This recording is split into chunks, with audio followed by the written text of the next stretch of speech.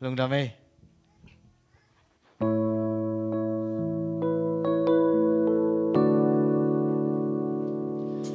Kapon tayo nakwazil ang pintang tunin Chin kikawin siyan mang siyang tuong et pihin Pasyan tupale kapahong piag tupangin At on tungin wazo na kangahin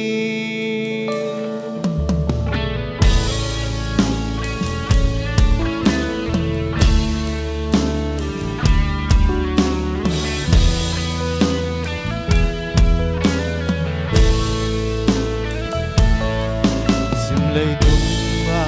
may zatama hangin Kapait pa kwaman hong izolo Simlay kwal sinin kabakoy koy namuna Sen mang sianga chupay luan piahi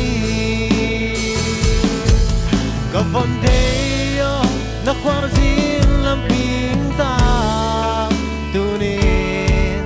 Chin kikawin siyan mang siyang tungit piyahin Pasyan tupale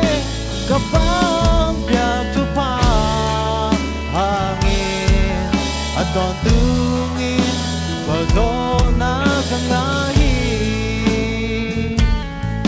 Sanggamit nale lamle kwa inasangin Siyan mang le kapang eit na liang zola Siyan mang o kapang na chupahong luan sakin Jidam kan sawin lungnom na hingpiao Kapondeo na kwazil ang pintang tunin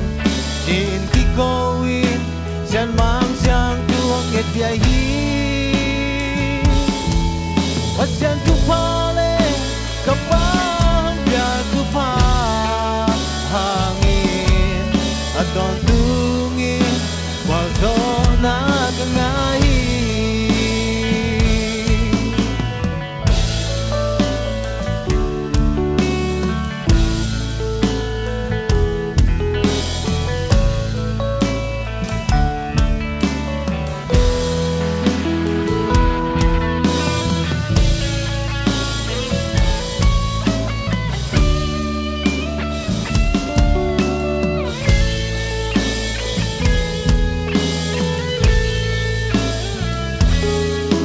Sanggamit nale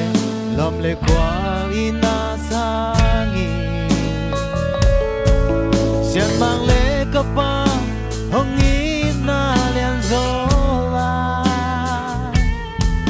Siyan mang o kapang na chupahong luan sukin Jidam may tayin lungnom na hong piao Kapondeo na kwazil ang pintang tunin Chin kikawin siyan mang siyang tuwang et piyahin Pasyan tupale kapahong piyak tupang hangin At on tungin wazo na kangahin Kapondeo na kwazil ang pintang tunin Chin kikawin siyan mang siyang tuwing et piyahin Pasyan tupale kapahing piyak tupang hangin At on tungin wazo na kangahin At on tungin wazo na kangahin လုံတမပါလေ